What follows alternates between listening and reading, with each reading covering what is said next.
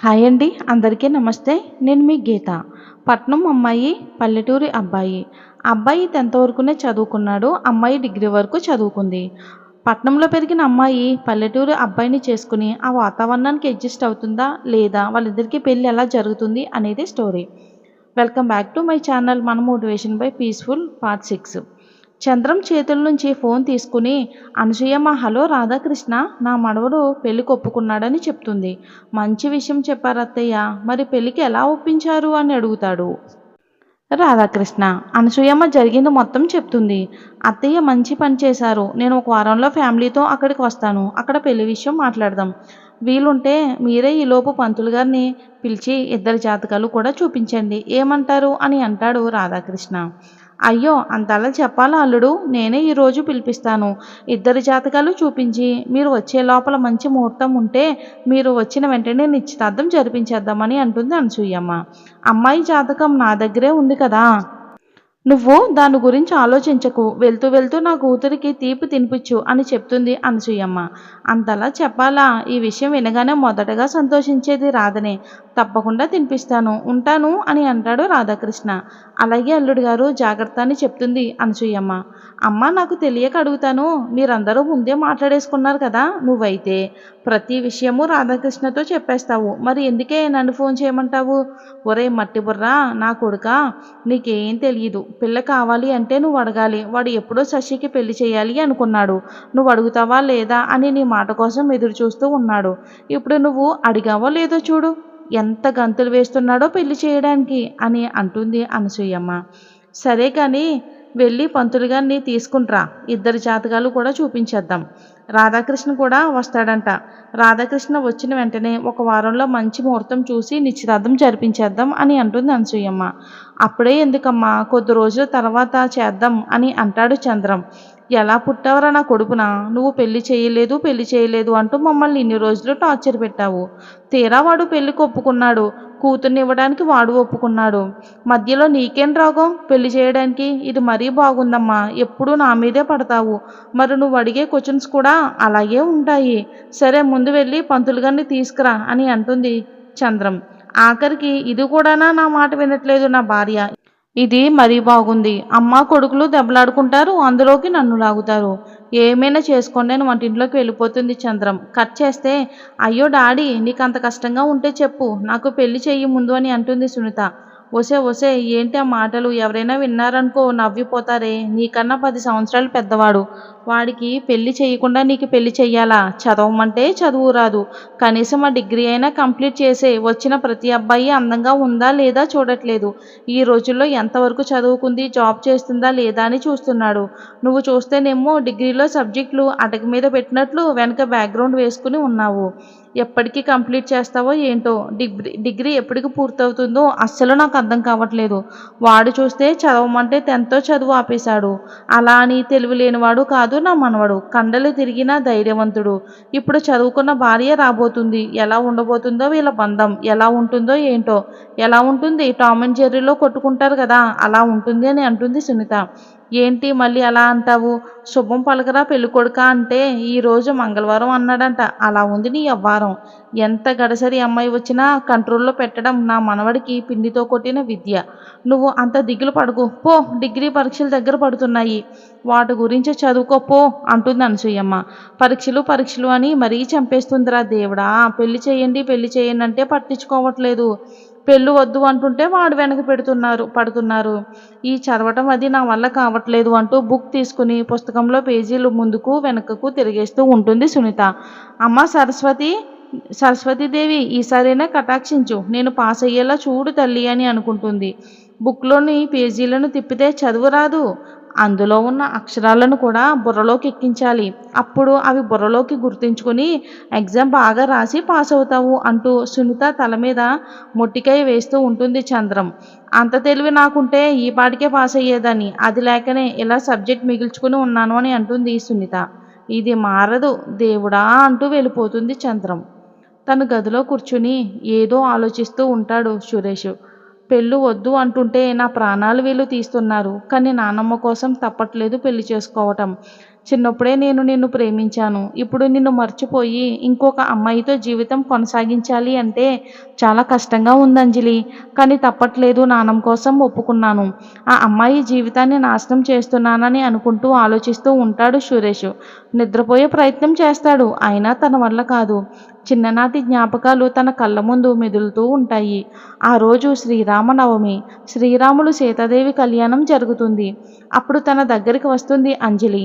సురేష్ బాబుని అడుగుతుంది. సురేష్, రాములవారు సీతాదేవి మెడలో తాళి కడతారు అని ఎందుకు అని. ఎందుకంటే అలా వాళ్ళ బంధాన్ని బలపరుచుకుంటున్నారు కాబట్టి. శ్రీరాముడు ఎప్పుడైతే సీతాదేవి మెడలో తాళి కట్టాడో అప్పటి నుండి సీతాదేవి మీద హక్కులు వస్తాయి. ఆ సీతాదేవి చెయ్యి వదలడు శ్రీరాముడు అని చెప్తాడు. తనకు తెలిసి తెలియని వయసులోనే మహా అయితే తను 5th క్లాస్లో ఉండి ఉంటాడు. 10 సంవత్సరాలు ఉండుంటాయి. సురేష్ కన్నా 2 నెలలు చిన్నది అంజలి. మరి నువ్వు కూడా నా మెడలో తాళి కడతావా? అప్పుడు నేను కూడా నిన్ను వదలకుండా నీతోనే ఉంటాను అని అంటుంది అంజలి. అది ఇప్పుడు చేయకూడదు. పెద్దయిన తర్వాత నేను నీ మెడలో తాళి కడతాను అని అంటాడు సురేష్. అది కాదు, నాకు ఇప్పుడే కట్టాలి అంటూ పక్కనే ఉన్న చిన్న అమ్మవారి విగ్రహానికి అలంకరణగా ఉన్న తాళిని తీసుకొచ్చి సురేష్ చేతిలో పెడుతుంది అంజలి. నువ్వు నా మెడలో తాళి కడతావా లేదా అంటూ తనని బెదిరిస్తుంది అంజలి. సూర్యబాబు, భయమేస్తుంది. అమ్మ వాళ్ళకు తెలిస్తే మనిద్దరిని కూడా తిడతారు. పద, ఇక్కడ నుంచి వెళ్ళిపోదాం అంటూ తన చెయ్యి పట్టుకుని లాగుతాడు సురేష్ బాబు. అయినా సరే వినకుండా మౌనంగా ఉంటుంది అంజలి. నువ్విప్పుడు నా మెడలో తాళి కట్టావు అంటే నీతో వస్తాను, లేకుంటే జీవితంలో నీతో మాట్లాడను అని అంటుంది. అలా అనేసరికి సురేష్ బాబు ఆ తాళిని తీసుకుని అంజలి మెడలో 3 ముళ్ళు వేస్తాడు. అది చూసిన పెద్దవాళ్ళు వాళ్ళిద్దరి దగ్గరికి వచ్చి కోపంగా అరుస్తారు. తాళిని తీసి అమ్మవారి మెడలోకి వేస్తారు. చిన్నపిల్లలు చిన్నపిల్లల్లా ఉండాలి, ఇలాంటి ఆటలు ఆడుకోవడం ఏంటి అని గట్టిగా అరుస్తారు. కాస్తైనా బుద్ధుండాలి అని అంజలిని తీసుకుని వెళ్ళిపోతారు. ఆ పాత జ్ఞాపకాలు గుర్తు చేసుకుంటూ ఉంటాడు సురేష్. కట్ చేస్తే శశి కూర్చుని ఏదో ఆలోచిస్తూ ఉంటుంది. ఏంటి ఎప్పుడు ఏదో ఒకటి ఆలోచిస్తూ ఉంటావు? త్వరగా పెళ్లి చేసుకోవే. నువ్వు పెళ్లి చేసుకుంటే ఒక ఇంటి కోడలు అయిపోవచ్చు కదా. నాన్నగారు నీ చేత ఎలాగో బిజినెస్ స్టార్ట్ చేయించరు, నాకు తెలుసు అని అంటుంది చెల్లెలు శ్రీజ. కానీ నీ ఆశ చావదు. నేను చదువుకోను అంటే నన్ను మాత్రం చదువుకోమని చంపేస్తున్నారు. నన్ను ఎవ్వరూ అర్థం చేసుకోరు. ఏంటిది దేవుడా అనుకుంటూ ఉంటుంది శ్రీజ. అప్పుడే స్వీట్స్ తీసుకుని లోపలికి వస్తారు శశి వాళ్ళ డాడీ. ఏంటండి చాలా సంతోషంగా కనిపిస్తున్నారు అని అంటుంది రాధ. ఒక మంచి శుభవార్త ఉంది, ఫస్ట్ నోరు తీపి చేసుకో అంటూ ఆవిడ నోట్లో స్వీట్ పెడతాడు. ఇప్పుడు చెప్పండి ఏంటి విషయం అని అడుగుతుంది రాధ. 1 వీక్లో మనం అత్తయ్య వాళ్ళ ఊరు వెళ్తున్నాం. మీకు కావలసిన లగేజ్ అంతా ఇప్పుడే ప్యాక్ చేసుకోండి. అక్కడ 2 వారాలైనా ఉండాల్సి వస్తుంది. పక్కా పల్లెటూరు. అక్కడ తర్వాత వెళ్ళిన తర్వాత నాకు అది లేదు ఇది లేదు అంటే కుదరదు. అక్కడ పల్లెటూరు వాతావరణం చాలా ఆహ్లాదకరంగా ఉంటుంది. ఎప్పుడూ సిటీ లైఫ్లో ఉండి ఉండి లైఫ్ మీద విరక్తి కలుగుతుంది అని అంటాడు రాధాకృష్ణ. ఏంటి డాడీ మీరు కొత్తగా మాట్లాడుతున్నారు? నాకు ఊహ తెలిసినప్పటి నుండి ముంబై వదిలి బయట ప్రపంచానికి వెళ్ళింది లేదు. అలాంటిది పల్లెటూరుకి వెళ్తున్నామా? అది కూడా మీ అత్తయ్య వాళ్ళ ఇంటిగా? నానమ్మ తాతయ్యలు అసలు లేరు కదా. అమ్మమ్మ తాతయ్య ఉన్నారు, బట్ మనం ఎప్పుడు వెళ్ళలేదు. మరి మీ అత్తయ్య ఇంటికి వెళ్ళటం ఏంటి, అది కూడా 2 వారాలు అని అడుగుతుంది శ్రీజ. ఎక్కడ లేని డౌట్లని నీ బుర్రలోనే ఉంటాయేంటే? ఆ దేవుడు ఆ బుర్రకి ఇన్ని డౌట్లు ఇచ్చే బదులు చదువు మీద శ్రద్ధ పెట్టుంటే టాపర్ అయ్యేదానివి. అప్పుడు మేము కూడా సంతోషించేవాళ్ళం.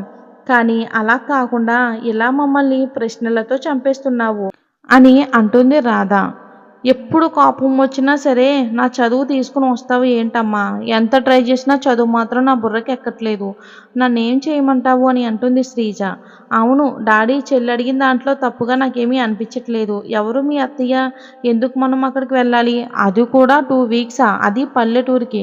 నేను అస్సలు ఉండలేను. మీరు వెళ్ళాలనుకుంటే వెళ్ళండి, నేను మాత్రం రాను అంటుంది శశి. అది వచ్చినా రాకపోయినా నేను మాత్రం తప్పకుండా వస్తాను డాడీ. పల్లెటూరు ఎప్పుడూ వీడియోస్లో చూసి విసుకొస్తుంది. ఫస్ట్ టైం రియల్గా పల్లెటూరు చూస్తాను. అక్కడ అందాలు చూస్తూ బాగా ఎంజాయ్ చేయొచ్చు. మళ్ళీ ఇలాంటి అవకాశం వస్తుందో రాదో నాకు తెలియదు. కానీ ఇప్పుడు మాత్రం అస్సలు మిస్ అవ్వను అని అంటుంది శ్రీజ. అదేంటి తల్లి అలా మాట్లాడుతున్నావు? అందరం వెళ్తున్నాం, నువ్వు రాను అంటే ఎలా? నువ్వు కూడా రావాలి. ముఖ్యంగా నువ్వే ఇంపార్టెంటు. నేను ఇంపార్టెంటా? ఎందుకు డాడీ అని అడుగుతుంది శశి. నువ్వు నా పెద్ద కూతురు కదా, అందుకే నువ్వు నాకు ఇంపార్టెంటు. నువ్వు రాను అంటే ఎలా? నువ్వు కూడా రావాలి. ఎందుకంటే అక్కడ అమ్మవారికి మొక్కుకున్నాను. ఫస్ట్ నువ్వే ముందుండాలి. ఆ మొక్కు తీర్చుకోవడానికే వెళ్తున్నాము. అది కూడా నీ గురించి కాబట్టి నువ్వు తప్పకుండా రావాల్సి ఉంటుంది. చెప్పవలసిన మాటలన్నీ చెప్పేసి ఆయన గదిలోకి వెళ్ళిపోతాడు. ఆయన వెనకాలే రాధ కూడా వెళ్ళిపోతుంది. "అసలేమనుకుంటున్నారు మీరు? నాకు అర్థం కావట్లేదు. మనం పల్లెటూరికి ఎందుకు వెళ్ళాలి?" అని అంటుంది. "ఎందుకంటే శశి పెళ్లి చెయ్యాలి కాబట్టి." "శశి పెళ్లి చెయ్యాలా? అది ఎవరితో?" తెలియలేనట్లు అడుగుతుంది రాధ. "ఇంకెవరితో?